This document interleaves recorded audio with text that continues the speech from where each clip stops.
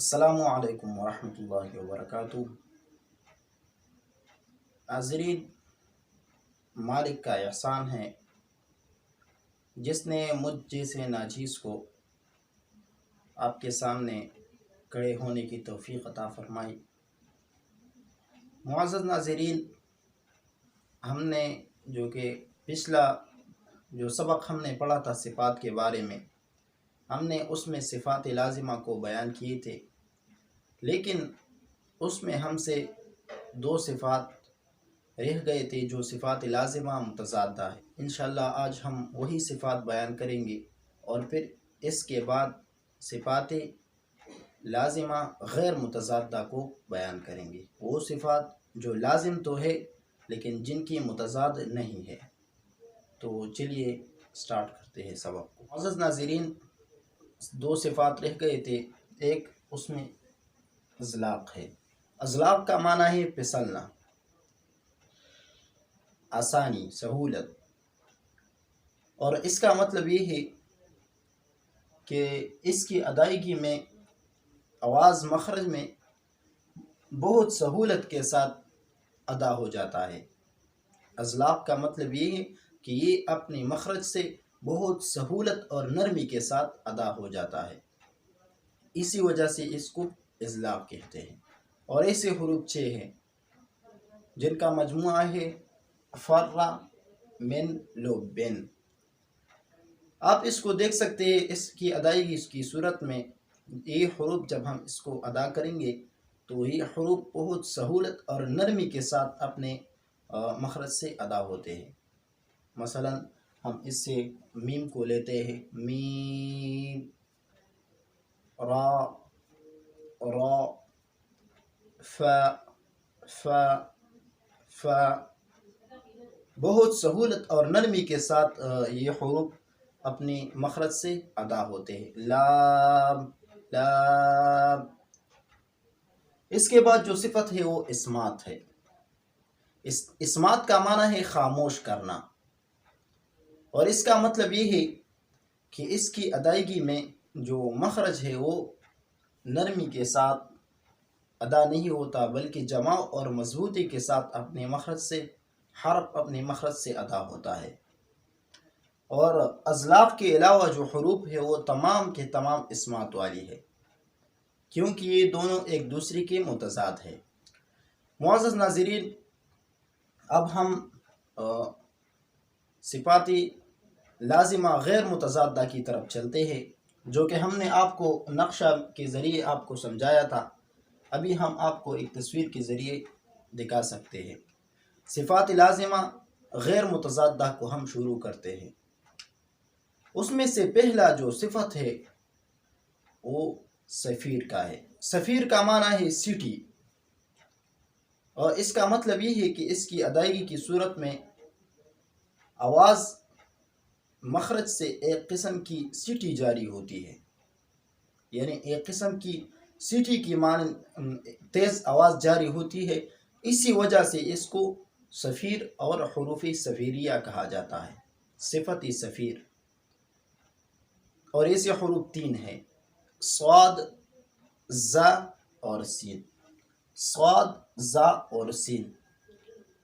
ان حروف کو ادا کرتے وقت مخرج میں ایک قسم کی سیٹی جاری ہوتی ہے۔ مثلا ہم صاد کو ادا کرتے ہیں، اس کے ساتھ ہم بالفرض طور پر حمزہ کو ملاتے ہیں، حمزہ، صاد، زبر اس۔ اسی طرح زا بھی ہے، سین بھی ہے۔ دوسرا نمبر جو صفت ہے وہ قلقلہ کا ہے۔ معزز ناظرین، قلقلہ کا معنی ہے حرکت دینا، اور اس کا مطلب یہ ہے کہ حالت سکون میں اس کو حرکت ہو جاتی ہے، ان حروف کو سکون کے وقت حرکت ہو جاتی ہے۔ اور یہ سے حروف 5 ہے جن کا مجموعہ ہے قطب جد۔ ان حروفوں کو جب ساکن کیا جائے تو اس میں ایک قسم کا قلقلہ ہوتا ہے، یعنی اس کو حرکت دیا جاتا ہے۔ مثلا ہم اس کو قاف کے ساتھ ایک لفظ کو ملاتے ہیں، قاف کو ساکن کرتے ہیں، حمزہ، قاف زبر اق. اب ہم اس کو آواز کو حرکت دیں گے، اب نہیں پڑھیں گے اق. اسی طرح دال کے ساتھ آپ کوئی لفظ ملائے، حمزہ دال زبر اد. بات یاد رکھنی چاہیے کہ ایک سکون عارضی ہوتا ہے جو کہ وقف کی حالت میں بن جاتا ہے. مثلا ایک لفظ ہے وہ اصل میں تو ساکن نہیں ہے، لیکن وقف کی وجہ سے جب وہ ساکن ہو جائے تو اس میں بھی پھر قلقلہ کیا جاتا ہے. مثلا ہم ایک لفظ ہے کتابن پہ اب ہم قلقلہ وقف کرتے ہیں تو یہ چونکہ ساکن ہو جاتا ہے، یہ کتاب بن جاتا ہے کتاب. تو یہ سکون عارضی ہے، یہ جو وقف کی وجہ سے ہو گیا ساکن ہو گیا یہ سکون عارضی ہے. تو کہنے کا مطلب یہ ہے کہ جب وقف کی حالت میں ساکن ہو جائے تو پھر اس میں بھی قلقلہ کیا جاتا ہے. مثلا اس کو ہم اب کتاب اس طرح پڑھیں گے، حرکت دیں گے. اس کے بعد جو صفت ہے وہ لین کا ہے. معزز ناظرین، لین کا معنی ہے نرمی، اور اس کا مطلب یہ ہے کہ اس کی ادائیگی میں مخرج سے بہت نرمی سے حرف ادا ہوتا ہے کہ اگر کوئی اس پر مد کرنا چاہے تو کر سکے، واو ساکن اور یا ساکن، جبکہ اس سے پہلے والے حرف پر فتحہ ہو. مثلا خوف اور سویف. خوف مثال ہے واو ساکن کا، اور سویف یا ساکن کا مثال ہے. اس کے بعد جو صفت ہے وہ انحراف کا ہے. معزز ناظرین، انحراف کا معنی ہے ہٹنا. جن حروفوں میں یہ صفت پائی جائے ان کو منحرفہ کہا جاتا ہے، اور اس کا مطلب یہ ہے کہ اس کی ادائیگی میں مخرج اپنی مخرج سے دوسری مخرج کی طرف ہٹ جاتا ہے، دوسری مخرج کی طرف چلا جاتا ہے. اور یہ صرف دو حروفوں میں پایا جاتا ہے، لام میں اور را میں. لام میں تو زبان کی کنارے کی طرف اور را میں کچھ زبان کی پشت کی طرف پایا جاتا ہے. مثلا را کو ادا کرتے وقت لام کی مخرج کی طرف چلا جاتا ہے، اور را کو ادا کرتے وقت کچھ لام کی مخرج کی طرف چلا جاتا ہے. ایک دوسری کی طرف مطلب مخرج میں متشابہ ہو جاتا ہے اور چلا جاتا ہے. اسی وجہ سے اس کو انحراف اور ہٹنا کہا جاتا ہے.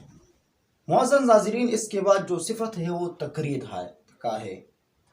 تقریر کا مطلب ہے دوہرا کرنا، اور اس کا مطلب یہ ہے کہ اس کی ادائیگی میں آواز میں ایک قسم کی لرزہ اور راشہ جاری ہوتا ہے، ایک قسم کی تکرار ہوتی ہے، اور یہ صفت صرف را میں پایا جاتا ہے. اس کا مطلب یہ نہیں کہ اس میں تکرار ظاہر کیا جائے، بلکہ اس کو اس طرح ہی پڑھنا ہے. اور اس کے بعد جو صفت ہے وہ تفشی کا ہے.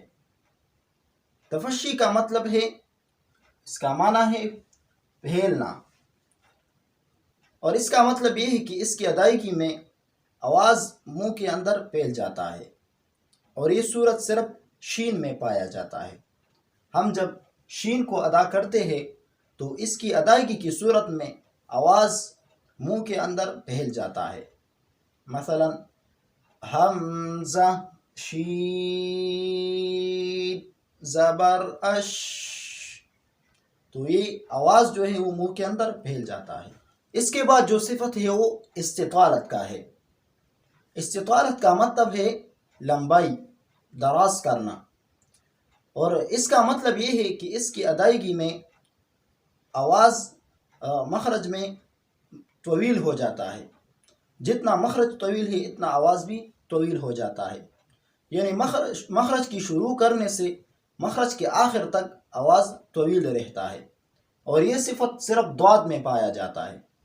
ہم جب ضاد کو پڑھتے ہیں تو آواز خود بخود طویل ہو جاتا ہے مخرج کے آخر تک، ضاد اس طرح. معزز ناظرین، اللہ کے فضل سے جو صفات لازمہ اور غیر متضادہ تھے وہ ابھی مکمل ہو گئے. انشاءاللہ اگلی ویڈیو میں اور اگلے لیسن میں ہم صفات عارضہ کو بیان کریں گے۔ یہاں تک جو صفات تھے وہ صفات لازمہ، پہلے نمبر پہ صفات لازمہ متضادہ تھے، اور اس کے بعد صفات لازمہ غیر متضادہ تھے جو کہ ہم نے ابھی بیان کیے، اور اس کے بعد جو آنے والے ہیں وہ صفات عارضہ ہے، یعنی کہ وہ لازمہ نہیں ہے۔ تو انشاءاللہ اگلی ویڈیو میں اور اگلے لیسن میں ہم پھر اس کو بیان کریں گے۔ پھر ملیں گی انشاءاللہ اگلے ویڈیو میں۔ اللہ کی حفظ و امان میں، والسلام۔